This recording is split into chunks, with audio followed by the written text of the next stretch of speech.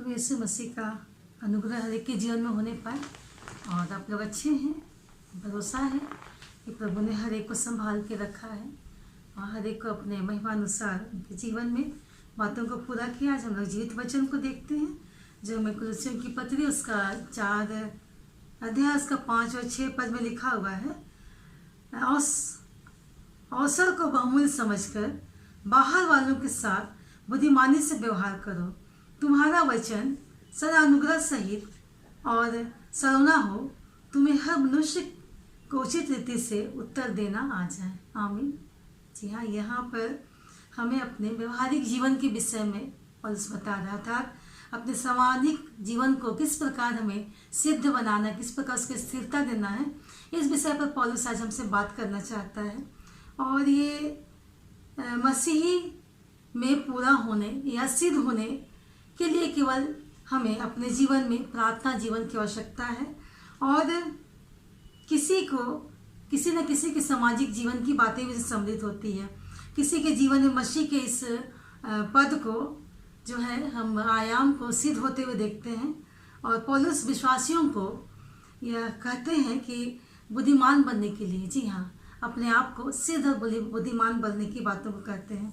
हम कुलुस्सी पर इसी पहले अध्याय का ही अगर हम 9 पद को पढ़ते हैं तो उसमें लिखा हुआ है, वचन स्पष्ट रूप से बता रहा है, इसीलिए जिस दिन में यह सुना है कि हम भी तुम्हारे लिए यह प्रार्थना और विनती करना नहीं छोड़ते, तो तुम सारे आत्मिक ज्ञान और समझ सहित परमेश्वर की इच्छा की पहचान में परिपूर्ण हो जाओ। पौलुस यहाँ पर हमें बताता है कि लगातार हमें प्रार्थना करने के नहीं छोड़ना चाहिए, एक दूसरे के लिए। जी हाँ, एक दूसरे के लिए प्रार्थना लगातार करना चाहिए ताकि वो परमेश्वर के जो आत्मिक ज्ञान है, जो समझ है, वो हमारे जीवन में इसका एक अच्छा परिणाम मिलने पाए, ताकि हम प्रभु में सिद्ध बनते चले जाएं, तो जैसा प्रभु हमें चाहता है। 28 पद में बताता है कि जिसका प्रचार करके हम हर एक मनुष्य को चेतावनी देते हैं, सारे ज्ञान से हर एक मनुष्य को सिखाते हैं कि हम हर एक व्यक्ति को मसीह में सिद्ध करके उपस्थित करें। अर्थात परमेश्वर चाहता है कि जो वचन, जो सिद्ध ज्ञान प्रभु हमें देता है, वो तक अपने तक हम सीमित ना रखें, पर उस ज्ञान की बातों को हम और तक बांटें, ताकि वे भी इस परिणाम तक पहुंच सके जो हम अपने इस संसार में जिस कार्य को लेकर के प्रभु हमें भेजा है, कि हम इस अच्छे वचन को जो प्रभु ने हमें दिया है इस पवित्र शास्त्र के द्वारा, इसको हम लोगों तक इनकी अच्छी बातों को बांट सके। ये प्रभु का अनुग्रह है। प्रभु हमेशा से ये बातों को हर एक के लिए दिया है। इसी कुलुस्सी का ही 3:16 में हमें स्पष्ट रूप से बताता है कि मसीह के वचन को अपने हृदय में अधिकाई से बसने दे। जी हाँ, वचन हमें बताता है, और सिद्ध ज्ञान से एक दूसरे को सिखाओ और चिताओ, और अपने अपने मन के अनुग्रह के साथ परमेश्वर के लिए भजन, स्तुति गान, आत्मिक गीतों को गाओ। प्रभु बता रहे हैं हमको वचन में कि प्रभु जो सिद्ध ज्ञान हमें दिया है उसको हमें अपने तक सीमित नहीं रखना, पर उसको हमको दूसरों को बताना है। यह वचन बताता है को सिखाना है और चिताना है। जी हाँ, अगर उसके जीवन में कोई बातें, अनर्थ बातें चल रही है, तो हमको इस वचन के मुताबिक, जी हाँ, इस बहुत वचन के मुताबिक उसको चिताना, अर्थात उसको जताना है, बताना है कि यहाँ पर आप जो कर रहे हो ये बात सही नहीं है। और हर एक बात में यहाँ बताता है कि भजन, स्तुति, महिमा के साथ हमको इस बात को सिद्ध करना, पूरा करना है। और याकूब की पत्री उसका 3 अध्याय और हम उसके 13 पद को देखते हैं।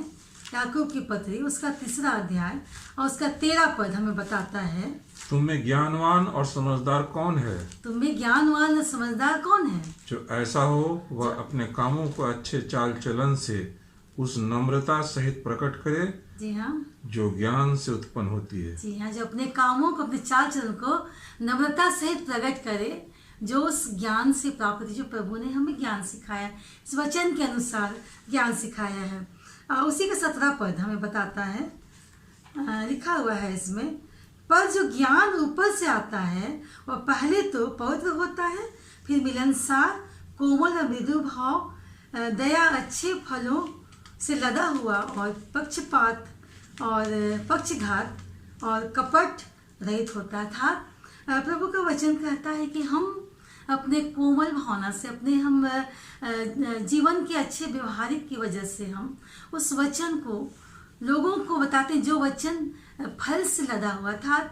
हमारा जो वचन हम दूसरों को बताते, जो ये वचन जो प्रभु ने दिया है, इस वचन में फल से लदा था। इस वचन में कोई वचन परमेश्वर का व्यर्थ नहीं है, खाली नहीं है, ये फल से भरा हुआ। हम उस वचन पर हम चलते हैं, उस वचन पर हम सिद्ध ज्ञान प्राप्त करते हैं, तो परमेश्वर उस फलों को हमारे जीवन में डालता है।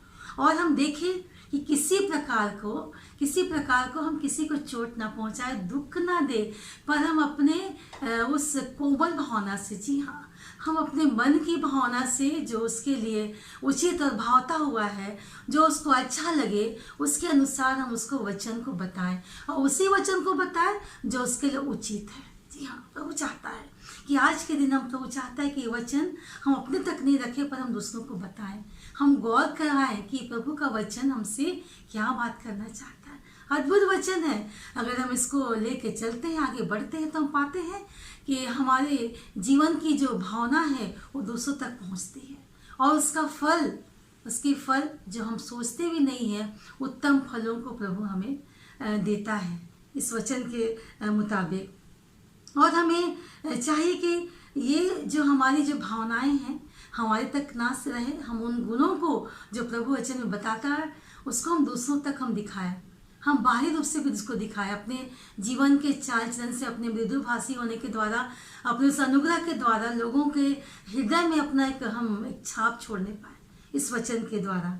तो वो चाहता है कि हम करें, और हम ये सारी बातें, प्रभु का कहना है कि अगर हम 1 तीमुथियुस का 3 अध्याय का हम 7 पद देखते हैं, उसमें मिलता है हमें 1 तीमुथियुस का 3 अध्याय और उसका 7 पद हमें बताता है, और बाहर वालों में भी उसका सुनाम हो, ऐसा न हो कि निंदित होकर शैतान के फंदे में फंस जाए।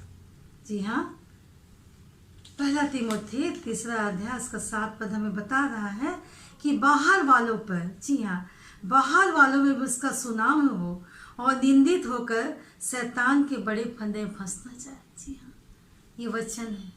इस वचन को हमें, ताया वचन को हमें उसी वचन को बताना है जो प्रभु ने हमें दिया है, ये वचन।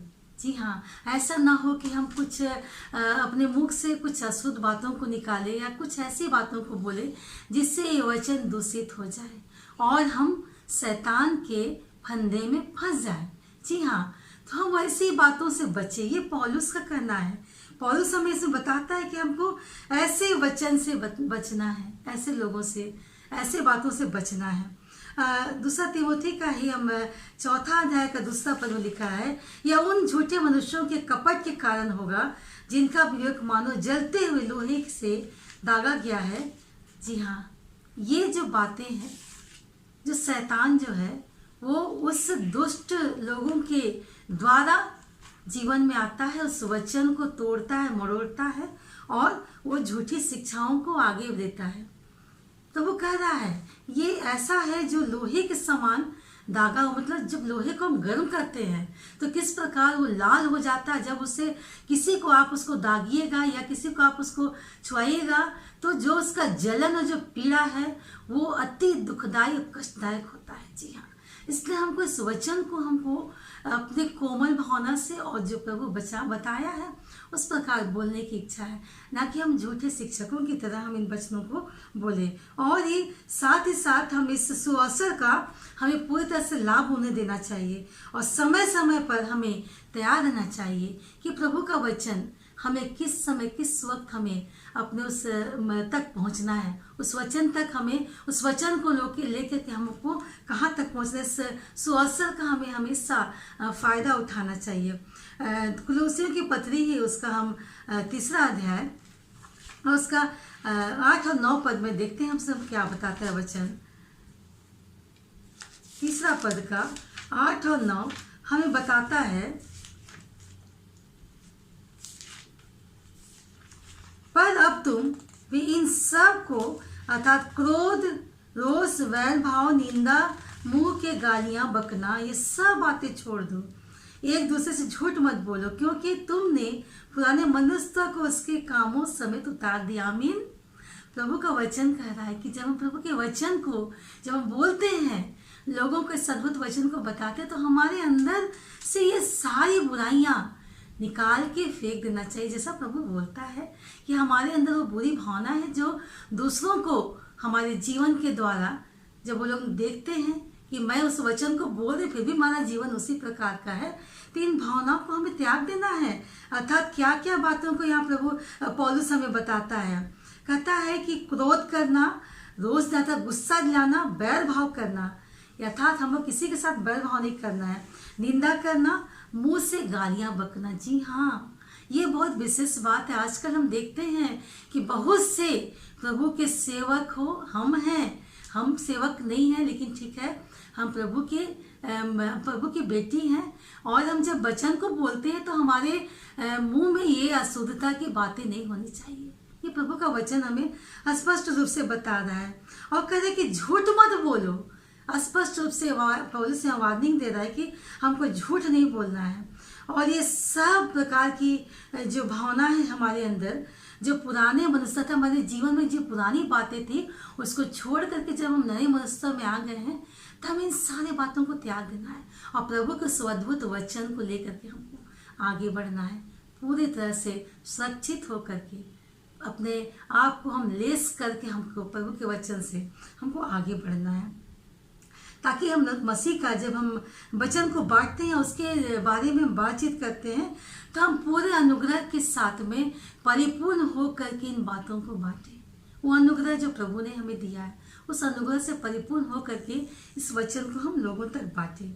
हाँ, कुलुस्सी का ये 4 अध्याय का और 6 पद हमें जैसा हमने पढ़ा अभी लिखा हुआ है कि तुम्हारा वचन सदा अनुग्रह सहित और सलोना हो, तुम्हें हर मनुष्य को उचित रीति से उत्तर देना आए। जी हाँ, आ जाए।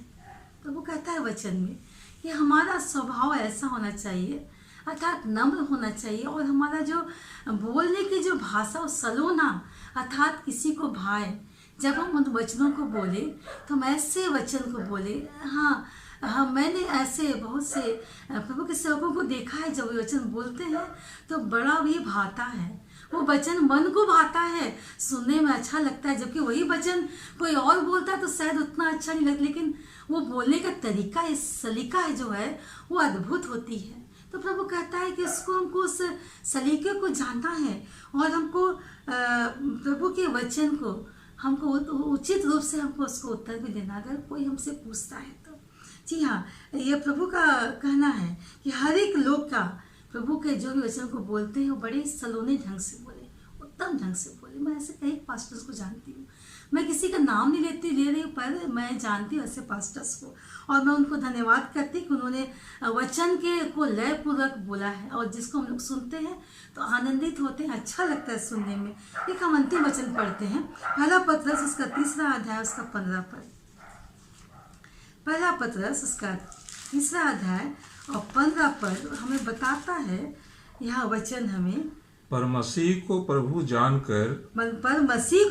जानकर अपने अपने मन में पवित्र समझो, अपने अपने मन में पवित्र समझो।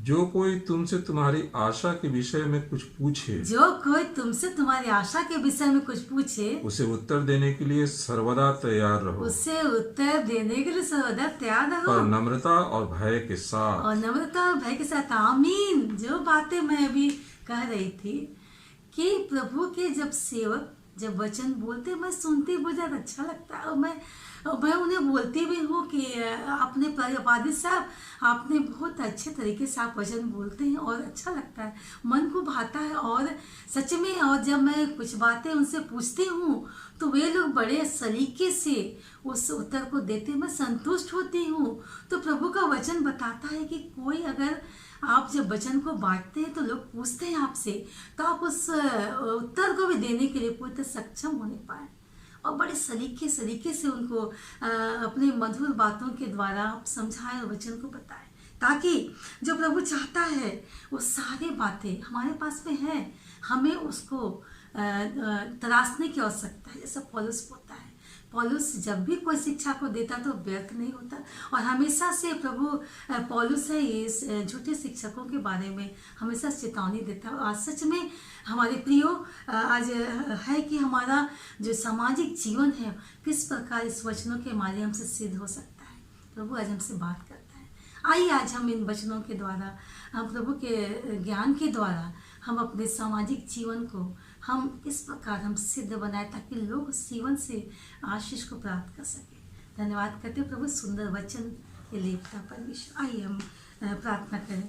धन्यवाद करते पिता परमेश्वर कि तूने अद्भुत वचन दिया प्रभु जी, कि हम तू जैसा चाहता है प्रभु जी कि तेरे वचन को जब हम बोले प्रभु जी तो हमारे अंदर वो सारी बातें प्रभु जी जो तू चाहता है कि हमारा लोभ जो है, निंदा है, बैर भाव की भावना, क्रोध है प्रभु जी, नाना प्रकार की बुराइयां हैं, और जो गाली प्रभु जी जो हम बकते हैं पिता परमेश्वर, उसी मुख से प्रभु जो वचन हम बोलते हैं प्रभु जी, इससे पिता परमेश्वर उस सामर्थ्य जो हमारे अंदर से निकलता है वो सब कुछ खत्म हो जाए, समाप्त हो जाता है। परमेश्वर होने दे कि प्रभु जी हम उस तरह से वचन को बोले कि लोग इसको मन भावना लगे, सुनने में अच्छा लगे, सरोदा लगे पिता परमेश्वर, लोग सुने प्रभु जी अपने जीवन में उन्हें लगे कि प्रभु जो कुछ बातें हो रही है वो हमारे लिए है, और प्रभु उसको ग्रहण करने वाले होने पर जितने लोग देख रहे पिता परमेश्वर हर एक के जीवन में प्रभु जी ये अनुग्रह के साथ पिता परमेश्वर ये वचन बैठने पाए प्रभु जी, ताकि पिता परमेश्वर उनका भी सामाजिक जीवन प्रभु जी तेरे नाम से तेरे वचन के द्वारा सिद्ध होने पाए प्रभु जी। जितने लोग देखते प्रभु जी तुम्हें बुद्धि से परिपूर्ण करने आशीष दे प्रभु जी, सदैव स्थिरता प्रदान कर पिता परमेश्वर, कि तेरे जीवित वचन के द्वारा वही लोग आगे बढ़ सके पिता, और अपने जीवन की उस सामर्थ को पा सके पिता परमेश्वर। धन्यवाद करते प्रभु जी, तूने हमारी प्रार्थना को सुना है प्रभु जी। धन्यवाद के साथ प्रार्थना प्रभु के नाम से मांगते, आमीन।